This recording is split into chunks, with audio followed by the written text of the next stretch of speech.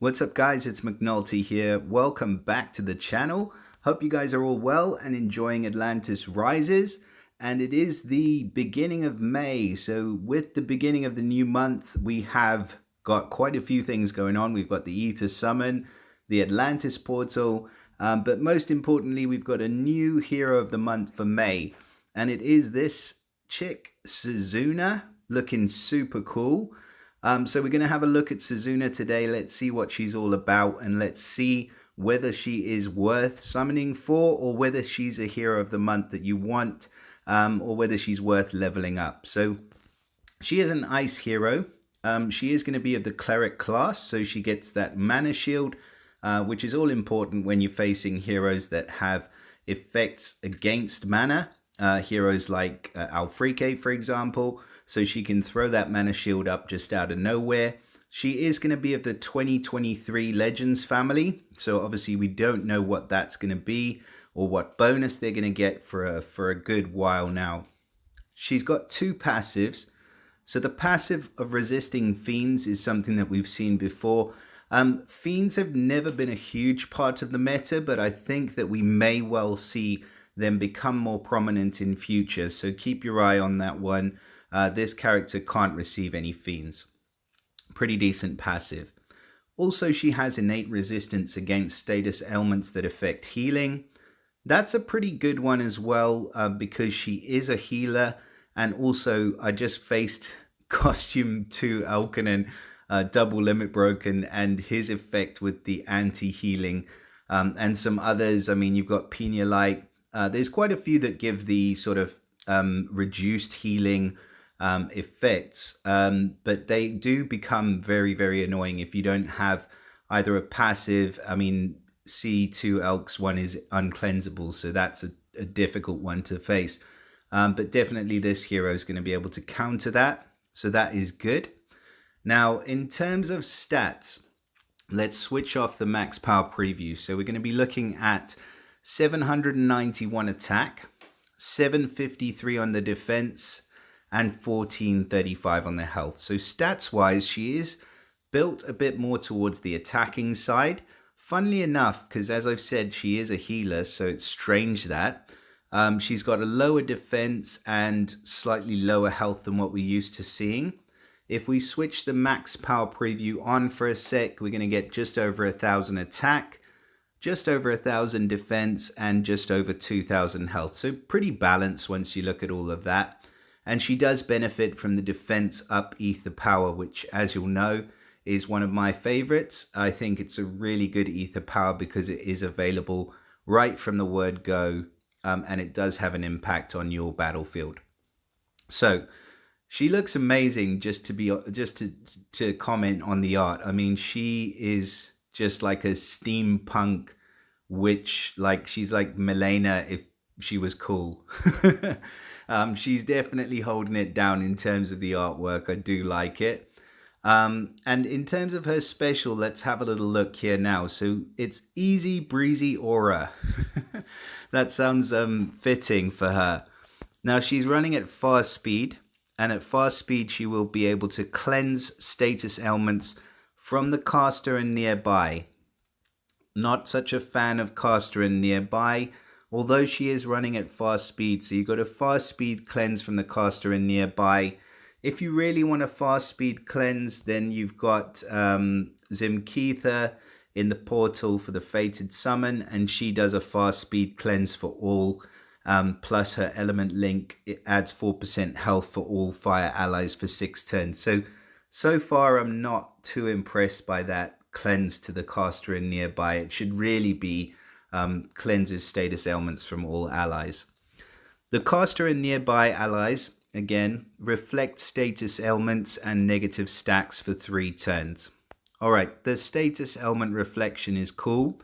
And reflection of stacks is quite cool as well, because there's not a lot of heroes that will reflect stacks. And Skadi's one of the most annoying heroes just because stacks are almost impossible to cleanse. So it says status effects cast by characters, minions, and fiends on the same side can't be reflected. Okay, well that's pretty goes without saying really, because that's just of referring to your own heroes. So the caster and nearby reflect status elements and negative stacks for 3 turns. So this is almost exactly the same effect as what we've got with going on with Kitty over here, who's an amazing hero, by the way. So all allies regenerate 450 boosted health, and all allies reflect status elements to a random character on the opposing team for 3 turns. There's a bit more wording in this one, but it's exactly the same effect.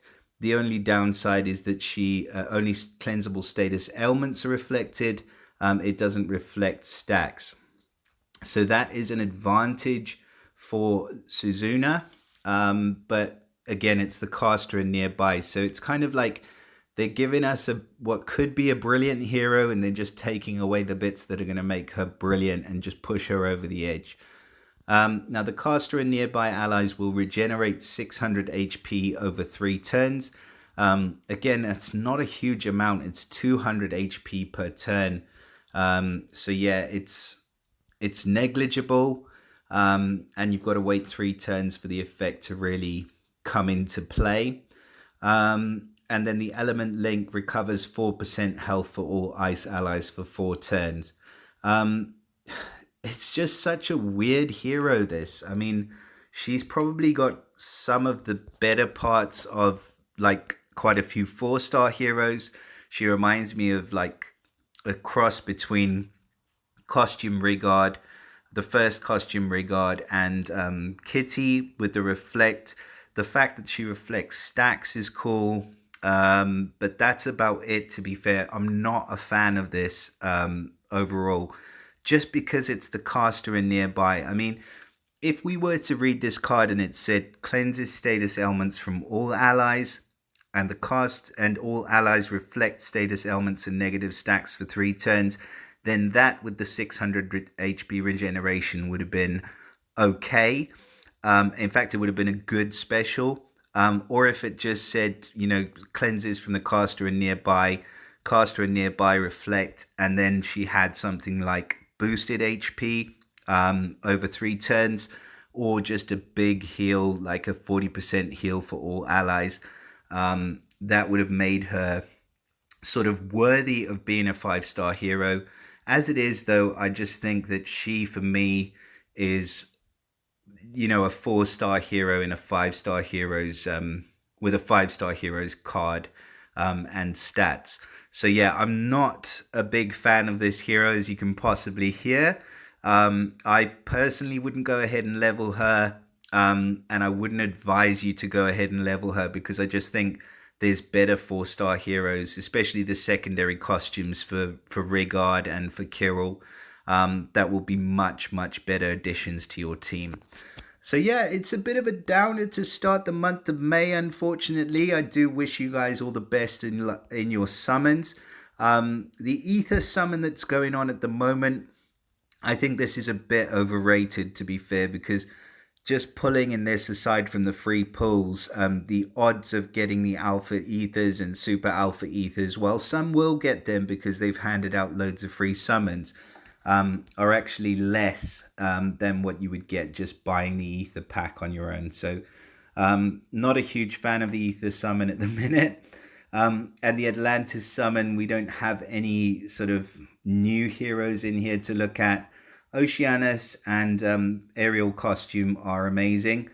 So good luck if you did pull. Congrats, sorry, if you did manage to grab one of those. And yeah, that's about it for now. So until we get more busy, I will see you all again in the next video. Bye for now, guys.